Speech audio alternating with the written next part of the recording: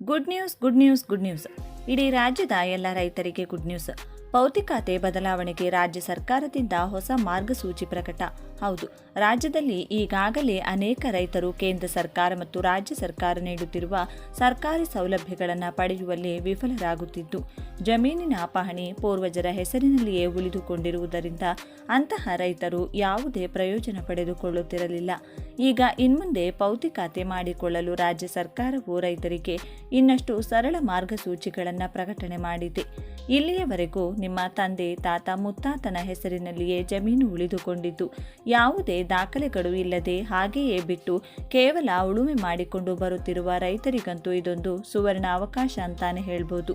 ಪೂರ್ವಜರ ಹೆಸರಿನಲ್ಲಿ ಪಹಣಿ ಉಳಿದುಕೊಂಡಿರುವ ರೈತರು ತಮ್ಮ ಹೆಸರಿಗೆ ವರ್ಗಾವಣೆ ಮಾಡಿಕೊಳ್ಳಲು ಈಗಾಗಲೇ ಸರ್ಕಾರಿ ಕಚೇರಿಗಳಿಗೆ ಅಲೆದು ಸುಸ್ತಾಗಿ ಬಿಟ್ಟಿದ್ದಾರೆ. ಮರಣ ಪ್ರಮಾಣ ಪತ್ರ, ವಂಶಾವಳಿ ಹಾಗೂ ಖಾತೆ, ಅವರ ಐಡಿ ಕಾರ್ಡ್ ಹೀಗೆ ಸಾಕಷ್ಟು ಇಲ್ಲಸಲ್ಲದ ದಾಖಲೆಗಳನ್ನು ಕೇಳಿ ರೈತರಿಗೆ ತಮ್ಮ ಹೆಸರಿಗೆ ಆಸ್ತಿ ವರ್ಗಾವಣೆ ಮಾಡಿಕೊಳ್ಳಲು ದೊಡ್ಡ ತೊಂದರೆ ಉಂಟಾಗುತ್ತಿತ್ತು.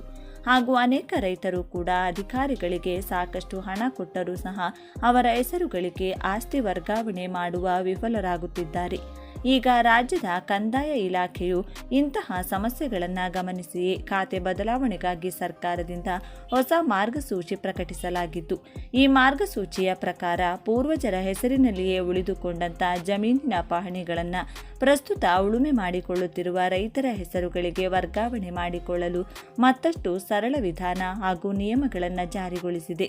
ಬನ್ನಿ, ನೀವು ಕೂಡ ರೈತರಾಗಿದ್ದು ನಿಮ್ಮ ಜಮೀನು ಕೂಡ ತಂದೆ ಅಥವಾ ತಾತ ಮುತ್ತಾತ ಅಥವಾ ಅಜ್ಜಿ ಹೆಸರಿನಲ್ಲಿ ಉಳಿದುಕೊಂಡಿದ್ದು ನಿಮ್ಮ ಹೆಸರಿಗೆ ಮಾಡಿಕೊಳ್ಳಲು ಬಯಸುತ್ತಿದ್ರೆ ತಪ್ಪದೆ ಈ ವಿಡಿಯೋಗೆ ಒಂದು ಲೈಕ್ ಮಾಡಿ. ಅದನ್ನು ಹೇಗೆ ಮಾಡಿಕೊಳ್ಬೇಕು ಎನ್ನುವ ಬಗ್ಗೆ ಕಂಪ್ಲೀಟ್ ಆಗಿ ತಿಳಿದುಕೊಳ್ಳಲು ವಿಡಿಯೋವನ್ನು ತಪ್ಪದೆ ಕೊನೆವರೆಗೂ ನೋಡಿ. ಕೃಷಿ ಭೂಮಿಯ ಮಾಲೀಕರು ಮರಣ ಹೊಂದಿದ ನಂತರ ಅವರು ವಾರಸುದಾರರ ಹೆಸರಿಗೆ ಖಾತೆ ಬದಲಾವಣೆ ಮಾಡಲು ಅಲೆಯುತ್ತಿದ್ದ ರೈತರಿಗೆ ರಾಜ್ಯ ಸರ್ಕಾರ ಸಿಹಿ ಸುದ್ದಿ ನೀಡಿದೆ. ಭೌತಿಕ ಖಾತೆಯ ವಾರಸ ಖಾತೆ ಬದಲಾವಣೆ ಪ್ರಕ್ರಿಯೆಯನ್ನು ಸರಳಗೊಳಿಸಿ ಕಂದಾಯ ಇಲಾಖೆಯು ಹೊಸ ಮಾರ್ಗಸೂಚಿಗಳನ್ನು ಬಿಡುಗಡೆ ಮಾಡಿದೆ. ಹೊಸ ನಿಯಮದ ಅನ್ವಯ ಇನ್ಮುಂದೆ ವಾರಸುದಾರರು ಕಚೇರಿಗಳಿಗೆ ಅಲೆಯುವ ಅಗತ್ಯವಿಲ್ಲ. ಈ ಪೌತಿ ತಂತ್ರಾಂಶದ ಮೂಲಕವೇ ಸುಲಭವಾಗಿ ಕೆಲಸ ಮುಗಿಸಿಕೊಳ್ಳಬಹುದಾಗಿದೆ. ಹೊಸ ಮಾರ್ಗಸೂಚಿಯ ಪ್ರಮುಖ ಅಂಶಗಳು: ಮನೆ ಬಾಗಿಲಿಗೆ ಸೇವೆ. ಗ್ರಾಮ ಆಡಳಿತಾಧಿಕಾರಿಗಳು ಆಧಾರ್ ಸೀಡಿಂಗ್ ಸಮಯದಲ್ಲಿ ಮೃತಪಟ್ಟ ಮಾಲೀಕರ ವಿವರಗಳನ್ನು ಪತ್ತೆ ಹಚ್ಚಿ ಅವರೇ ಸ್ವತಃ ಈ ಪೌತಿ ತಂತ್ರಾಂಶದಲ್ಲಿ ಮಾಹಿತಿ ಅಪ್ಲೋಡ್ ಮಾಡಲಿದ್ದಾರೆ. ದಾಖಲೆಗಳ ಸಡಿಲಿಕೆ. ಒಂದು ವೇಳೆ ಮರಣ ಪ್ರಮಾಣ ಪತ್ರ ಇಲ್ಲದಿದ್ದರೂ ಗಾಬರಿಯಾಗಬೇಕಿಲ್ಲ. ಸ್ಥಳೀಯ ತನಿಖೆ, ಮಹಜರ್ ಮತ್ತು ವಾರಸುದಾರರ ಅಫಿಡವಿಟ್ ಪಡೆದು ಖಾತೆ ಬದಲಾವಣೆಗೆ ಅರ್ಜಿ ಸಲ್ಲಿಸಬಹುದು. ಶುಲ್ಕ ವಿನಾಯಿತಿ. ಈ ಪೌತಿ ಮಾಡಲು ಮ್ಯೂಟೇಷನ್ ಶುಲ್ಕವಾದ 35 ರೂಪಾಯಿಗಳನ್ನು ಸರ್ಕಾರ ಮನ್ನಾ ಮಾಡಿದೆ. ಅಂದರೆ ಯಾವುದೇ ಅರ್ಜಿ ಶುಲ್ಕವಿಲ್ಲದೆ ವಾರಸುದಾರರು ತಮ್ಮ ಹೆಸರಿಗೆ ಖಾತೆ ಮಾಡಿಸಿಕೊಳ್ಳಬಹುದು. ವಂಶವೃಕ್ಷ ಪಡೆಯುವುದು ಸುಲಭ. ಅಟಲ್ಜಿ ಜನಸ್ನೇಹಿ ಕೇಂದ್ರದ ಮೂಲಕ ವಂಶವೃಕ್ಷ ಪಡೆಯಬಹುದು. ಒಂದು ವೇಳೆ ಲಭ್ಯವಿಲ್ಲದಿದ್ದರೆ ನೋಟರಿ ಸಮಕ್ಷಮ ಸಹಿ ಮಾಡಿ ಮನವಿ ಸಲ್ಲಿಸಿ ವಂಶವೃಕ್ಷ ಪಡೆಯಲು ಅವಕಾಶ ನೀಡಲಾಗಿದೆ. ತ್ವರಿತ ವಿಲೇವಾರಿ.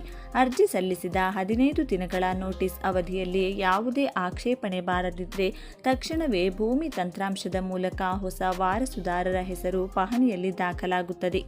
ಜಂಟಿ ಖಾತೆಗೆ ಅವಕಾಶ. ಮೃತರ ಎಲ್ಲ ವಾರಸುದಾರರ ಹೆಸರನ್ನ ಜಂಟಿಯಾಗಿ ಪಹಣಿಯ ಕಾಲಂ 9ರಲ್ಲಿ ದಾಖಲಿಸಲಾಗುತ್ತದೆ. ಇದರಿಂದ ಯಾರಿಗೂ ಅನ್ಯಾಯವಾಗದಂತೆ ಹಕ್ಕುಗಳನ್ನು ರಕ್ಷಿಸಬಹುದು. ರೈತರಿಗೆ ಆಗುವ ಲಾಭಗಳೇನು? ಈ ಮೊದಲು ಖಾತೆ ಬದಲಾವಣೆ ವಿಳಂಬವಾಗುತ್ತಿದ್ದರಿಂದ ರೈತರಿಗೆ ಬೆಳೆ ಸಾಲ ಪಡೆಯಲು, ಬೆಳೆ ವಿಮೆ ಪರಿಹಾರ ಪಡೆಯಲು ಹಾಗೂ ಪಿಎಂ ಕಿಸಾನ್ ಯೋಜನೆಯ ಲಾಭ ಪಡೆಯಲು ತೊಂದರೆಯಾಗುತ್ತಿತ್ತು. ಈಗ ಪ್ರಕ್ರಿಯೆ ಸರಳವಾಗಿರುವುದರಿಂದ ಈ ಎಲ್ಲ ಸೌಲಭ್ಯಗಳು ಶೀಘ್ರವಾಗಿ ರೈತರಿಗೆ ಸಿಗಲಿವೆ. ಈ ಹೊಸ ನಿಯಮಗಳು ತಕ್ಷಣದಿಂದಲೇ ಜಾರಿಗೆ ಬರಲಿದ್ದು, ಈ ಹಿಂದೆ ಇದ್ದ ಹಳೆಯ ಸುತ್ತೋಲೆಗಳನ್ನು ರದ್ದುಪಡಿಸಲಾಗಿದೆ ಎಂದು ಕಂದಾಯ ಇಲಾಖೆಯ ಅಪರ ಮುಖ್ಯ ಕಾರ್ಯದರ್ಶಿ ರಾಜೇಂದರ್ ಕುಮಾರ್ ಕಟಾರಿಯಾ ತಿಳಿಸಿದ್ದಾರೆ.